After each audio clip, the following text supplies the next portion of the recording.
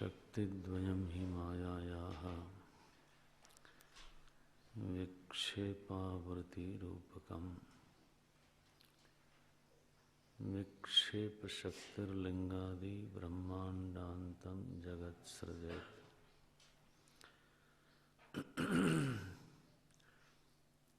इस श्लोक की व्याख्या के समय ये बात कही गई थी कि जहाँ जहाँ आवरण की सामर्थ्य दिखाई देती है और जहाँ जहाँ सृजन की, रचना की, विक्षेप की सामर्थ्य दिखाई देती है, तो वहाँ वहाँ गुण दृष्टि से माया शब्द का उपचार हो सकता है। और इसी हेतु से कभी धन को भी माया कहा गया, स्त्री को माया कहा गया, पुरुष को माया कहा गया, कुटिलता को माया कहा गया, संपत्ति को कहा गया।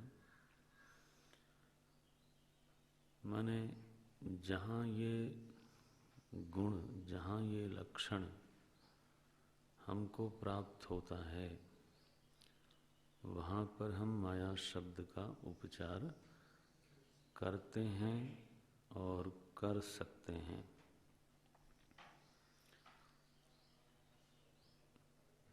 इसी तरह से जहाँ जहाँ ईशन का लक्षण हमको प्राप्त होता है, वहाँ वहाँ पर हम ईश्वर शब्द का उपचार कर सकते हैं। शैली वही है, हेतु वही है। तो इसलिए जो समाज में जो शासक है उसको भी ईश्वर कहने में कोई आपत्ति नहीं है। राजा को वैसे भी विष्णु का प्रतिनिधि, ईश्वर का प्रतिनिधि कहा गया है शास्त्रों में। तो उसका अभिप्राय यही है कि उसमें भी ईशन का गुण दिखाई देता है, ईशन का लक्षण दिखाई देता है। जो ईशन है वास्तव में तो वो क्रिया का नाम है, वस्तु का नाम नहीं है। जैसे अध्यापक शब्द क्रियावाची शब्द है, जो अध्यापन करने वाला है उसी को अध्यापक बोलते हैं। तो जैसे नाम लिया रमेश, उमेश, दिनेश, एक तो ये तरीका है बोलने का।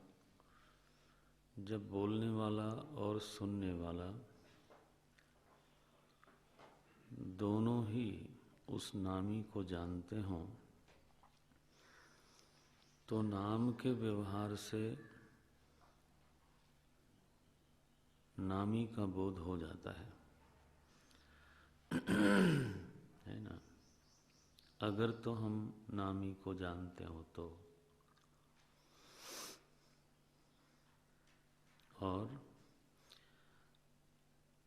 यदि नाम नहीं मालूम है तो कई जाति के द्वारा भी बोध कराते हैं। बोले वहाँ एक पशु होगा, देखो वो खाना खा रहा है, नहीं खा रहा है, वो वहाँ बंधा है कि नहीं बंधा है, गऊ है, अश्व है, उसका नाम नहीं बताया, क्या बताते हैं? जाति। तो मनुष्य का ये स्वभाव है। दिनेश का ये स्वभाव नहीं कहा, मनुष्य का कहा। जाति से भी बोध कराते हैं, कभी संबंध से बोध कराते हैं।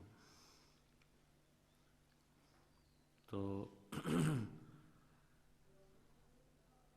ये अमुक के पुत्र हैं या ये अमुक के पिता हैं, ऐसे संबंधवाचक जो शब्द हैं वो भी बोध में हेतु बनते हैं।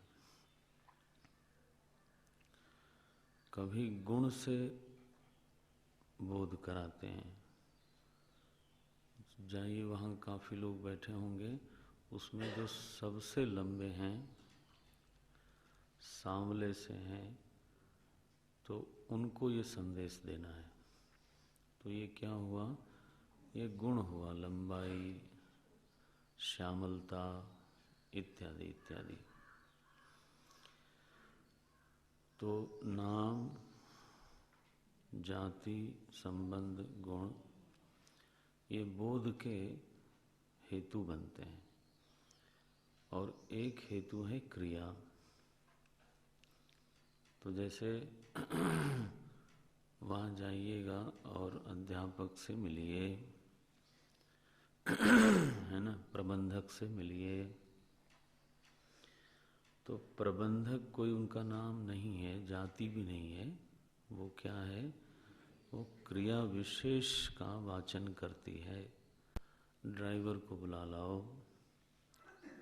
वो ड्राइवर तो कोई नाम नहीं है, कोई जाति नहीं है, वो क्रिया से उसको उसका परिचय कराया जा रहा है। ये तो जज से मिलिए, ऐसे।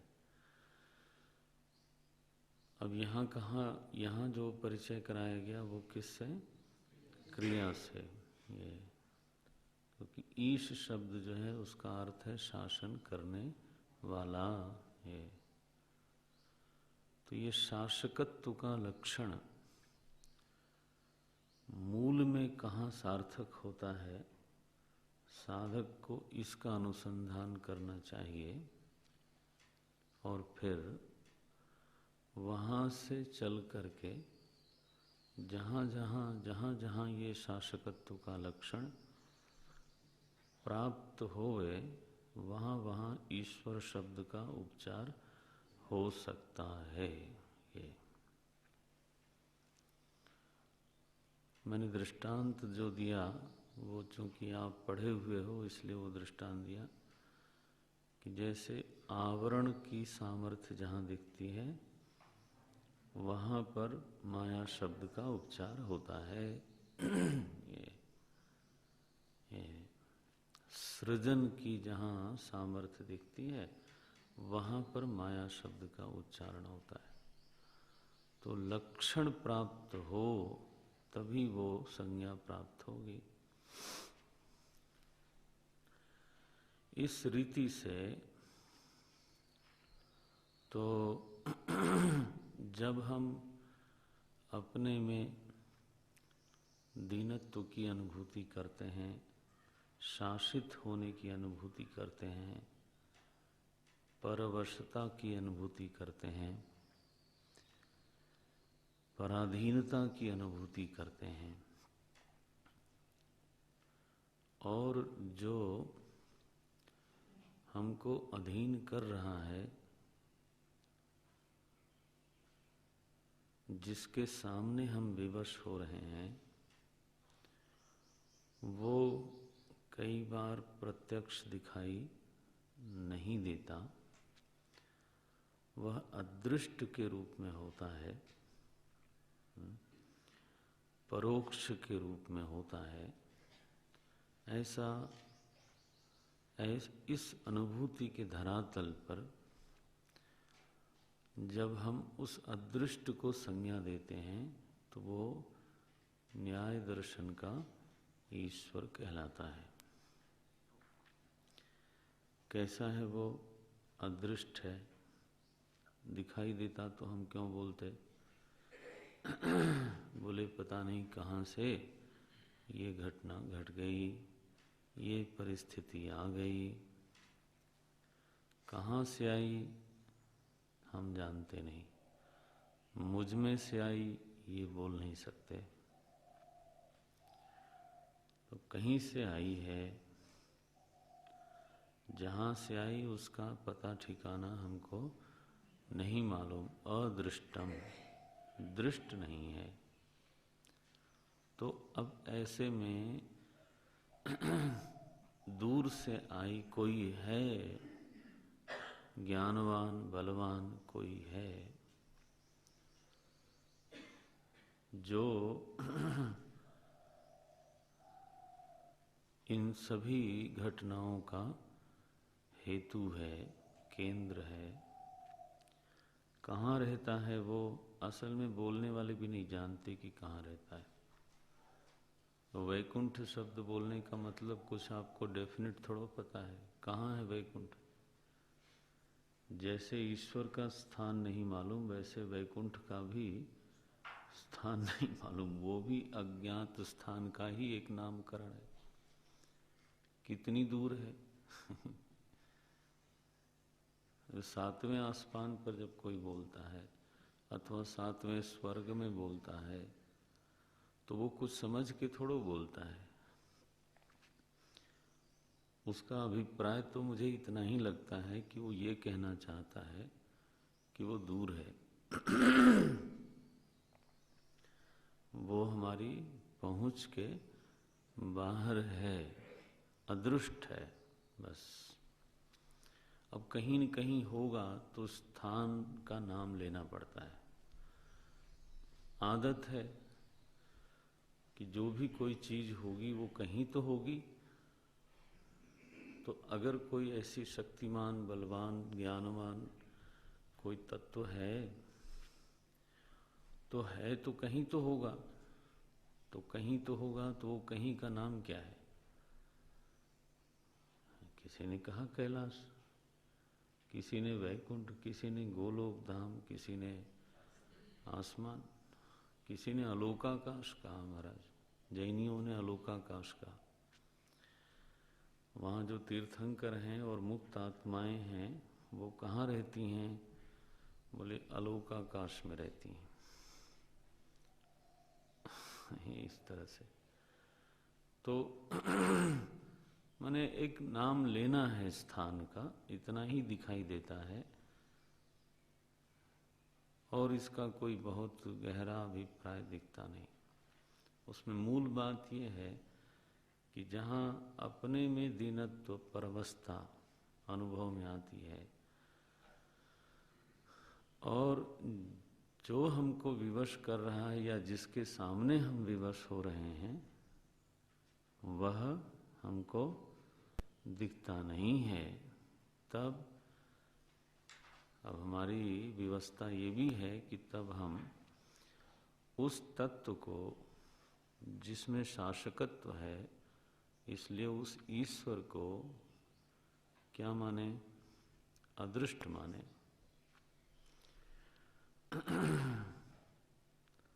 ऐसा एक कोई तो है, एक शक्ति है, लोग बोलते हैं ऐसा। तो चाहे वो भाषा इतनी शास्त्रीय न हो, लेकिन असल में वो न्याय के द्वारा प्रतिपादित जो ईश्वर की अवधारणा है उसी का अनुवाद कर रहे हैं। यह अवधारणा तो न्याय दर्शन ने पहले से दी है। लोग क्या करते हैं? अवधारणा नहीं देते, क्या करते हैं? अनुवाद मात्रम। अनुवाद माने क्या हुआ? अनुवचन, बात बोले हुए को बोलते हैं। ये स्थिति है। देखो, अब चूंकि ऐसे लोग रहेंगे दुनिया में और लोग क्या कहें, साधन काल में इस तरह की अनुभूति पर बार बार साधक स्वयं आता जाता रहता है। साधक को ही बहुत बार लगता है कि जो जिसने वेदांत श्रवण किया है उसको भी उस अनुभूति में बार बार आना जाना पड़ता है साधन काल में। तो वह भी कहीं न कहीं अदृष्ट ईश्वर को स्वीकार करता है। उसमें क्या दिक्कत है? और इसलिए ध्यान रखना, चूंकि यह अनुभूति से जुड़ी हुई अवधारणा है, इसलिए इसका खंडन हो नहीं सकता। खंडन के लिए माने खंडन का जो सदुपयोग है वो केवल इस बात में है कि व्यक्ति संक्रमण कर जाए, अधिक शुद्ध समझ में संक्रमित हो जाए, इतना ही उपयोग है उसका। और किसी को अगर ये भ्रम हो कि मैं खंडन कर दूंगा दृष्टवाद का, तो आज तक तो किसी ने खंडन किया नहीं और आगे भी उसका खंडन होगा नहीं। ये तो जीवन के भिन्न भिन्न धरातल हैं। हम देखो, कर्म में भी शासकत्व है। तो मीमांसक लोगों ने कहा कि ईश्वर को नहीं हम मानते, कर्म को मानते हैं। चलो ठीक है। परिस्थिति में भी शासकत्व है। तो भौतिकों ने कहा हम कर्म को भी नहीं मानेंगे, हम अदृष्ट को भी नहीं मानेंगे, हम किसको मानेंगे? बोले हम परिस्थिति को मानेंगे। मानना तो पड़ेगा ना। तो वाक्य बनाया उन्होंने कि मनुष्य परिस्थितियों का दास है। अब दास कहा तो परिस्थिति क्या हुई? स्वामी।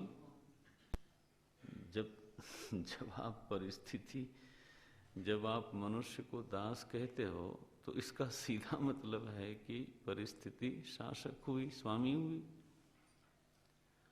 तो किसी ने परिस्थिति में ईश्वर को देखा, शासकत्व को देखा, किसी ने कर्म में देखा, किसी ने अदृष्ट में देखा। मैं कल का जो प्रतिपादन था उसको याद करा रहा हूँ कि वेदांत दर्शन में, चिंतन में, इनमें से किसी का विरोध नहीं है। जहाँ जहाँ ईशन की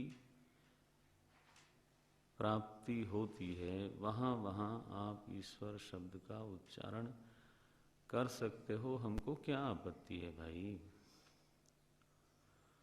जिसको आप अदृष्ट कह रहे थे, अब उससे बातचीत करने के लिए, उसकी सेवा पूजा करने के लिए आपने उस अदृष्ट की एक दृष्ट मूर्ति बना ली और फिर उसको कहा कि त्वमेव माता च पिता त्वमेव। तो हमको क्या, हम तो सही मानते हैं उसको, क्योंकि आराधना करने वाला भी इस बात को जानता ही है सम्मुख देखते हुए भी जो सम्मुख है उसका निर्वचन नहीं कर रहा है वो। तुम हो एक अगोचर, किसको बोलते हो आप? राम जी के सामने खड़े होके यही बोलते हो ना। प्रतिमा भगवान के विग्रह के सामने खड़े होके आप बोलते क्या हो? तुम हो एक अगोचर सबके प्राणपति। अगोचर माने क्या? इंद्रियातीत। देखते किससे हो?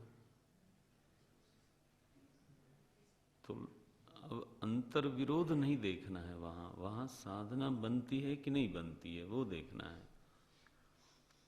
वहां हम कोई चीज को तर्क से, विचार से संपुष्ट करने के लिए नहीं खड़े हैं। साधना का एक निर्माण होता है कि नहीं होता है वो देखने की बात है। वो होता है वहां पर। आप आरती करते समय दिखाते हो कपूर और बोलते हो न तत्र सूर्यो भाति। अब कोई कहे कि ये क्या अंतर विरोध है? जब तुम खुद ही जानते हो कि सूर्य उसको प्रकाशित नहीं करता तो तुम ये क्यों कर रहे हो? तो वो तब उनका क्या जवाब दोगे अगर ऐसा कोई आक्षेप करे? तो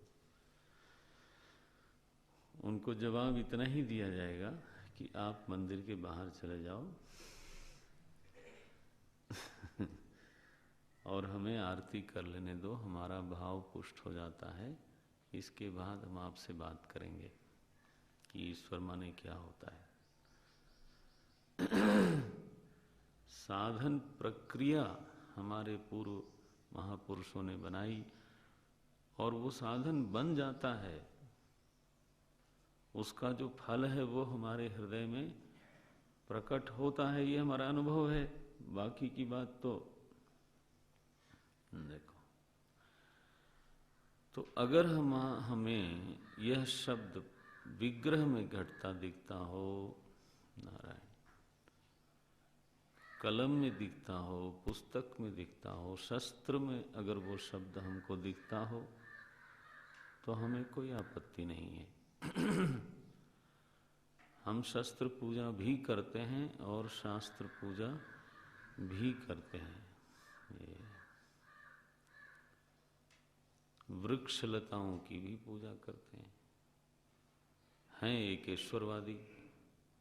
वाह। एक विनोद है, वो कहते हैं कि बीरबल और अकबर जा रहे थे तो बीरबल ने तुलसी माता का पौधा देखा तो प्रणाम किया। तो अकबर ने कहा ये क्या है भाई? बोले ये माता जी हैं, भगवान विष्णु की धर्मपत्नी हैं। बोले तुम हिंदू लोग कमाल है, जिसको देखो उसी को प्रणाम करते रहते हो। तो उन्होंने उनको एक ऐसे तिरस्कार पूर्वक एक हाथ मार दिया उनके ऊपर। बीरबल की भावना को चोट लगी और वो सही समय की प्रतीक्षा करता रहा, राजा के सामने बोल भी नहीं सकता। तो दूसरे तीसरे दिन महाराज एक खुजली वाला पौधा होता है, हिमाचल में बहुत होता है ऊपर, उसको उसने घुटने टेक के प्रणाम किए। बोले अब ये क्या है? बोले महाराज वो माता जी थी, उनको जरा ना आपने कर दिया, ये पिताजी हैं, आप स्पर्श मत करिएगा, तिरस्कार न करिएगा। तो उन्होंने पैर से मार दिया उसको, और जो महाराज बूटी चढ़ी वो नख सिख आनंद मंगल हो गया बिल्कुल। वो ऐसी चीज है जहां छुओ वहीं शुरू हो जाती है। अब वो तड़पने लगे। बीरबल कहने लगा देखिए मैंने कहा था कि ये पिताजी हैं। अब आपने माना नहीं तो आपको भोगना तो पड़ेगा। तो बोले इसका उपाय क्या है? बोले गोमूत्र से स्नान करिए।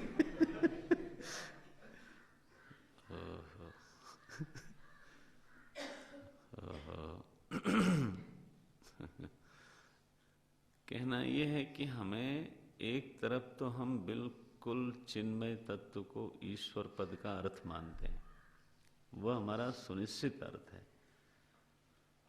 लेकिन आप विद्यार्थी हो, साधक हो, आपको पूरा अर्थ धारण करना चाहिए।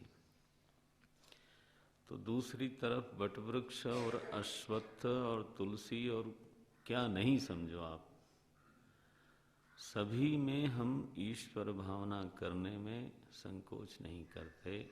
उसका कारण यही है कि वो ईशन का लक्षण वहां पर घटना चाहिए।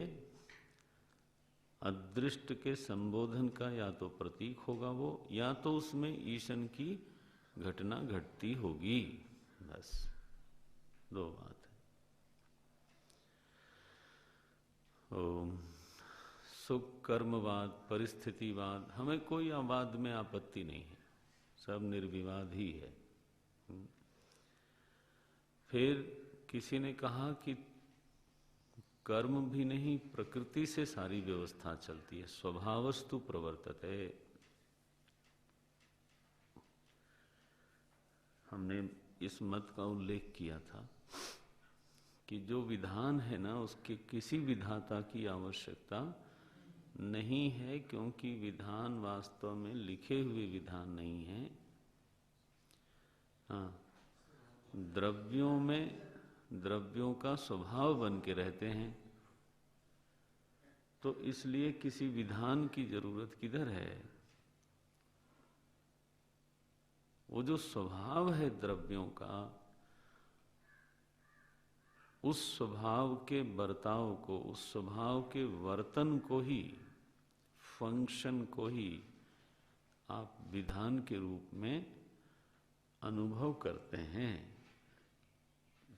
जब दो द्रव्यों के स्वभाव एक दूसरे को प्रभावित करते हैं तो वो तो स्वभाव का स्वभाव पर प्रभाव है। तो अग्नि की लपट ऊपर जाती है, ये कोई विधान थोड़ो है, यह तो द्रव्यगत स्वभाव की अभिव्यक्ति है। वायु हल्की होगी ताप के सन्निकट आने पर, ये उसका स्वभाव है, और अग्नि उसको गर्म करेगी, ये अग्नि का स्वभाव है। तो दोनों की सन्निधि में वायु वहां से हटी, जगह मिली तो लपट ऊपर गई, अब उसमें क्या दिक्कत है। सो प्रकृतिवाद एक और वाद है। प्रकृतिवाद, स्वभाववाद, हमें कोई दिक्कत नहीं। अगर उसी में किसी को शासकत्व दिखता है तो हम कहते हैं वो ठीक है। किसी को द्रव्यों से ऊपर उठ करके गुणवाद में दृष्टि जाती है और उनको ये लगता है कि सारी सृष्टि अंततः त्रिगुण के शासन में है। सृष्टि में पदार्थता भी है, क्रिया भी है, ज्ञान भी है ना। सृष्टि में ज्ञान है, वो सत्वगुण का परिणाम है, क्रिया है वो रजोगुण का परिणाम है, और पदार्थ भाव है, जड़ता है, स्थूलता है, वो तमोगुण का परिणाम है। तो समूची सृष्टि वास्तव में गुणमयी है। अगर किसी को ऐसी प्राप्ति हुई, हम उसके इस दृष्टि का अभिनंदन करते हैं, क्योंकि यह दृष्टि सभी को प्राप्त होती नहीं, आसान नहीं है। सांख्य दृष्टि बोलते हैं इसको। समूची सृष्टि गुणमयी है, अंतर्बाह्य सृष्टि, माने इंद्रियां भी गुणमयी हैं, अंतःकरण भी गुणमय है और विषय भी गुणमय है। तो गुणाः गुणेषु वर्तन्ते, ये देखो, जो इधर के गुण हैं वो उधर के गुणों में वर्तन करते हैं। ज्ञान इंद्रिय और अंतःकरण में सत्व गुणमय है, कर्मेंद्रियां रजोगुणमय हैं, और शरीर और बाहर के पदार्थ तमोगुण की प्रधानता से हैं। तो नान्यम गुणेभ्यः कर्तारं यदा दृष्टानुपश्यति, देखो, गुणेभ्यश्च परम दृष्ट्वा मद्भावम सोधिगच्छति, 14वां अध्याय कल पढ़ा आपने। गुणेभ्यः अन्यः कर्तारं न पश्यति, अब ऐसा भी कोई देखने वाला है, ये ध्यान रखना। सबकी दृष्टि एक जैसी नहीं है, ऊंची नीची है। ये परिस्थितिवादी लोग बिल्कुल प्रत्यक्ष आश्रित हैं। सही, तो जिसकी जितनी जहां तक पहुंच हो, लेकिन वेदांत के विद्यार्थी की स्थिति क्या है? बोले सभी का अभिनंदन है। हम कर्मवाद का खंडन क्यों करेंगे? वो है तो क्यों खंडन करना?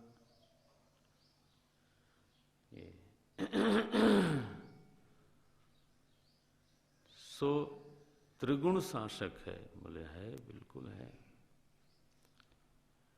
बोले महाराज फिर ईश्वर तो चेतन होना चाहिए, तो कर्म जड़ है, परिस्थिति जड़ है, और स्वभाव जड़ है, और गुण जड़ है, तो इनमें ईश्वर शब्द कैसे घटेगा?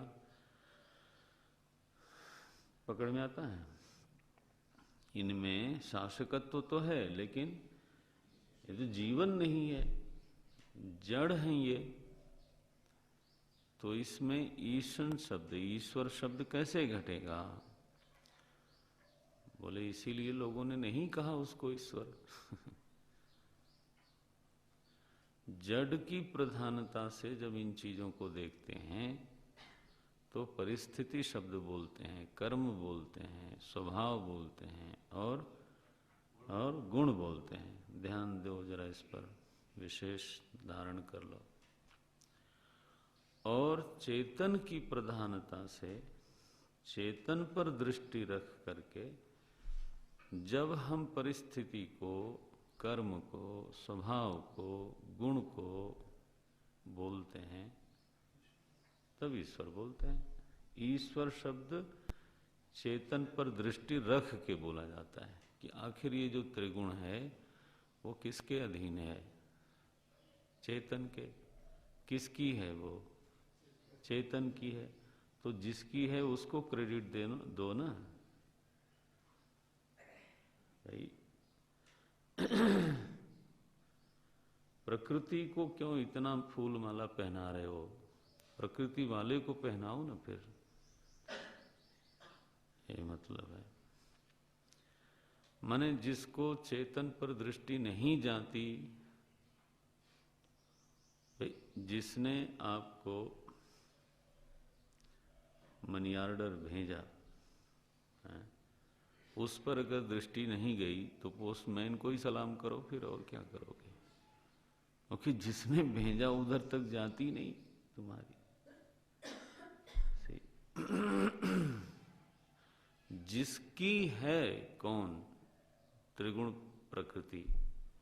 सारे द्रव्य जिसमें हैं तो जिसके हैं। समष्टि जीवों के कर्म जिसमें रह के पकते हैं तो आश्रय का ही नाम लो ना फिर। और सारी परिस्थितियां कहाँ रहती हैं? प्रभु में निवास करती हैं। जगन निवास आप गीता में पढ़ते हो। केवल श्रीनिवास नहीं है वो। महाराज वो जगन निवास है। हाँ, सारा जगत ही उसी में निवास करता है। आप पढ़ते हो गीता में, उस दिन हमने आपका ध्यान खींचा था जहां भगवान अपने को बोलते हैं, हाँ जोर से बोलो, हाँ प्रभु साक्षी निवास शरणम सुहृत निवास। भाई अभिन्न निमित्तोपादान कारण कोई होवे तो जगत उससे बाहर थोड़ो जाके रहेगा। तो जब हम उस अधिष्ठान पर दृष्टि रख के बोलते हैं तब ईश्वर शब्द का उच्चारण होता है। अधिष्ठान दृष्टि से कर्म फल नहीं दे रहा है, बल्कि चेतन कर्म फल दाता है, ऐसा हम बोलते हैं। लेकिन एक बात थोड़ा ध्यान दे देना कि ईश्वर कर्म फल दाता है, यह चेतन पर दृष्टि रख के बोलना है। इसका अभिप्राय कभी ये नहीं है, भावना में इधर उधर थोड़ा हो सकता है, इसका अभिप्राय कभी ये नहीं है कि फल देने में ईश्वर मनमानी करता है। फल जो आएगा वो कैसा आएगा? कर्मानुसार ही आएगा।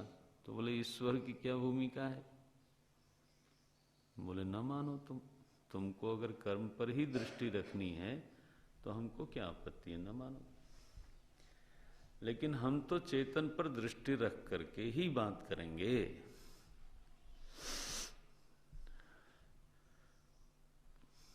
त्रिगुण पर ही दृष्टि केवल रखनी है तो जड़वादी रखो, बनो।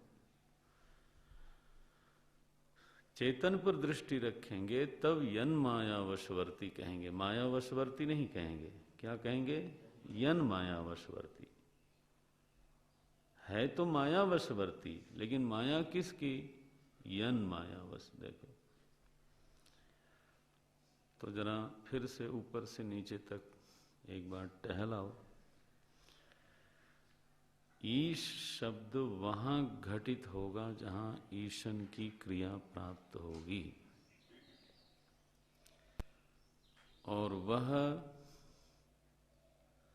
परिस्थिति भी हो सकती है, अदृष्ट भी हो सकता है, कर्म भी हो सकता है, द्रव्यों का स्वभाव भी हो सकता है, गुण भी हो सकता है। लेकिन वास्तव में ये सब के सब जहाँ पर आश्रित हैं, जिसमें हैं, जिससे हैं, मूल अर्थ उसी में जाके घटता है। अर्थात ईश्वर शब्द मुख्य रूप से चेतन वस्तु में जाके सार्थक होता है।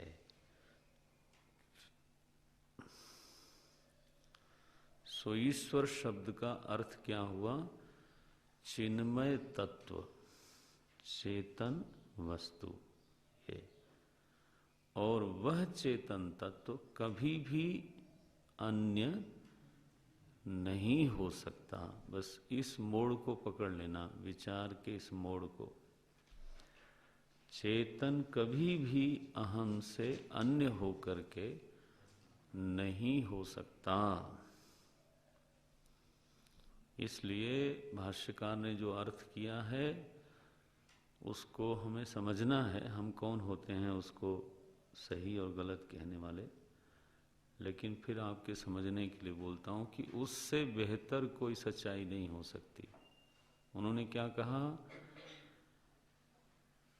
सही सर्वम इष्टे सर्वजंतूनाम आत्मा सन्न प्रत्यक आत्मतया, ये तेन स्वेन रूपेण आत्मना ईशा।